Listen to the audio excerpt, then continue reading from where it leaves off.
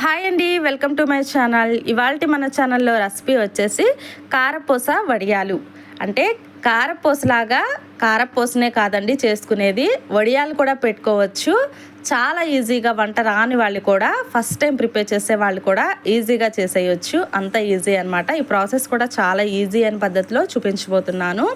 చక్కగా వేయంగానే పువ్వులాగా పొంగుతూ వస్తున్నాయి, చూసారు కదా.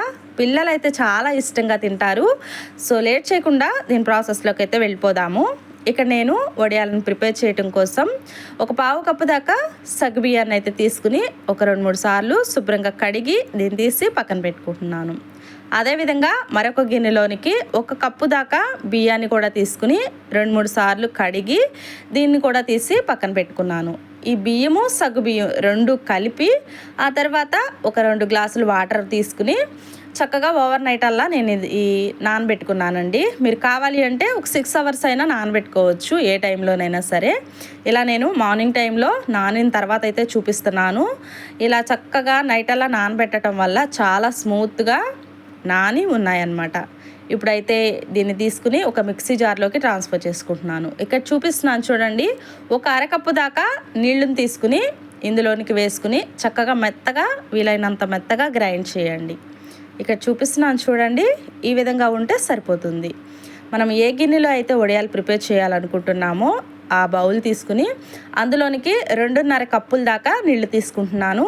ఇక్కడ అరకప్పు మనం పిండిని రుబ్బేటప్పుడు దానిలోకి ఒక అరకప్పు నీళ్ళని తీసుకున్నాం కాబట్టి మొత్తం 3 కప్పుల దాకా పడతాయి. ఇక్కడ 2.5 కప్పుల దాకా వాటర్ తీసుకుని స్టవ్ మీద అయితే పెట్టుకుని రుచికి సరిపడా సాల్టు, ఒక పావు టేబుల్ స్పూన్ దాకా ఇంగువాని కూడా యాడ్ చేసుకుంటున్నాను. ఈ వాటర్ని లైట్గా హీట్ చేసుకుంటే సరిపోతుందండి. లైట్గా హీట్ చేసుకున్న తర్వాత మనం ప్రిపేర్ చేసి పెట్టుకున్న బియ్యం, సగ్గుబియ్యం పిండిని దీనిలోకి యాడ్ చేసుకుని ఉండలేమీ కట్టకుండా ఇలా కలుపుకుంటూనే ఉండాలి. స్టవ్ని మీడియంలోనికి అడ్జస్ట్ చేసుకుంటూ చక్కగా నిదానంగా ఉడికించుకోవాలండి. వెంటనే దగ్గర పడుతుంది, కానీ ఇది ఒక 10 నిమిషాలైనా సరే నిదానంగా ఉడికించాలి. ఈ ఉడికే దాన్ని పట్టే ఈ పిండి వడియాలు అనేది బ్రేక్ అవ్వకుండా చక్కగా చాలా సాఫ్ట్గా మంచిగా వస్తాయన్నమాట. చక్కగా ఈ విధంగా కలిపేసుకున్న తర్వాత స్టవ్ అయితే ఆఫ్ చేసేసుకోండి. దీనిలో హీట్ అంతా కంప్లీట్గా తగ్గిందాకా పక్కన పెట్టేసుకోవాలి. దీనిలో కంప్లీట్గా హీట్ తగ్గిన తర్వాత అయితే నేను ఇక్కడ మీకు చూపిస్తున్నాను. ఒక అరచక్క నిమ్మరసాన్ని అయితే యాడ్ చేసుకుంటున్నాను. ఇలా నిమ్మరసాన్ని ఇందులోకి యాడ్ చేసుకోవటం వల్ల వడియాలు తెల్లగా పువ్వుల్లాగా చక్కగా మెరుస్తూ వస్తాయన్నమాట. మంచిగా టేస్ట్ కూడా చాలా బాగుంటాయండి. ఇలా యాడ్ చేసుకోవటం వల్ల ఇదంతా కలిసేలాగా ఒకసారి ఇదంతా కలిపేసుకోండి. కంప్లీట్గా దీనిలో హీట్ అయితే తగ్గనివ్వండి. మీరు కావాలి అంటే క్లాత్ మీద కూడా పెట్టుకోవచ్చు ఈ వడియాలను, లేదు అంటే కవర్ మీద కూడా పెట్టుకోవచ్చు. కవర్ మీద పెట్టుకుంటే ఏంటంటే తొందరగా ఊడొచ్చేసేస్తాయండి. మనం ఎక్కువ కష్టపడుకోకుండా చక్కగా ఈజీగా వచ్చేస్తాయి అన్నమాట. దీనిలో హీట్ తగ్గిపోయిన తర్వాత నేను ఇక్కడ వడియాలని ప్రిపేర్ చేయటం కోసం మనం జంతికలు ప్రిపేర్ చేస్తాం కదా, ఆ మిషన్ తీసుకుని సన్నకారపూస చేసుకునే ప్లేట్తో చక్కగా ఈ విధంగా అరేంజ్ చేసేసుకుని దీనిలోకి పిండి ఎంతవరకు అయితే సరిపోతుందో అంతవరకు ఇందులోకి పిండిని పెట్టేసుకోవాలి. అలా పెట్టుకుని మూతను క్లోజ్ చేసేసి చక్కగా జంతికల్లాగా వస్తున్నాయో లేదా ఒకసారి చెక్ చేయండి. ఆ తర్వాత సన్నకారపూసలాగా చక్కగా నిదానంగా ఈ విధంగా మనకి నచ్చిన సైజులో ఈ విధంగా చేసేసుకోవాలన్నమాట. మీరు కావాలి అంటే ఇంకా పెద్దవి కూడా ప్రిపేర్ చేయొచ్చండి. ఇంతకన్నా ఎక్కువ పెట్టేసుకున్నా కానీ మనం ఏదన్నా డబ్బాలో స్టోర్ చేసుకోవడానికి కొంచెం బాగుండదు కాబట్టి ఇంత సైజులో అయితే నేను కారపూస వడియాలను అన్నిటినీ ప్రిపేర్ చేసి ఇక్కడ నేను మీకు చూపిస్తున్నాను. ఇది నేను కరెక్ట్గా మార్నింగ్ టైంలో 7 కల్లా ఇలా ప్రిపేర్ చేశాను. ఈవినింగ్ కల్లా ఈ విధంగా ఉన్నాయండి.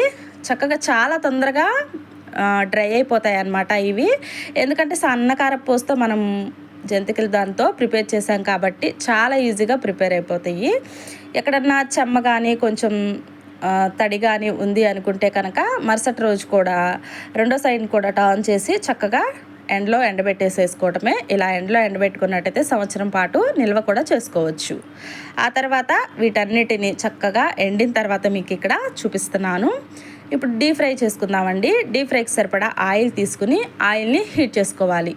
చూసారు కదా, వేయంగానే చక్కగా కళాయి నిండా పొంగుతూ పువ్వుల్లాగా వచ్చాయి. చాలా ఈజీ అనమాట. వేసి వేయంగానే దీన్ని అటు ఇటు టర్న్ చేయాల్సిన అవసరం కూడా లేదనమాట. ఇలా వేస్తే చాలండి, చక్కగా పొంగుతూ వచ్చేసేస్తాయి. చాలా ఈజీగా ప్రిపేర్ చేసుకోవచ్చు. చాలా ఈజీ ప్రాసెస్, తక్కువ ఇంగ్రీడియంట్స్తో ఈజీగా చేసేయచ్చు. మీరు కూడా అయితే తప్పకుండా ఒకసారి ఈ పద్ధతిలో ట్రై చేయండి. మీకు ట్రై చేసి ఎలా కుదిరిందో, దీని టేస్ట్ ఎలా ఉందో తప్పకుండా కామెంట్ చేయండి. మరిన్ని ఇలాంటి రెసిపీస్ కోసం మన ఛానల్ని తప్పకుండా సబ్స్క్రైబ్ చేసుకుని పక్కనే ఉన్న బెల్ ఐకాన్ని క్లిక్ చేసినట్లయితే నేను పెట్టే వీడియోస్ అన్నీ మీకు నోటిఫికేషన్ ద్వారా అందుతాయి. తప్పకుండా వీడియోకి లైక్ చేయండి, మీ ఫ్రెండ్స్కి రిలేటివ్స్కి షేర్ చేయండి. Thank you for watching. Have a nice day.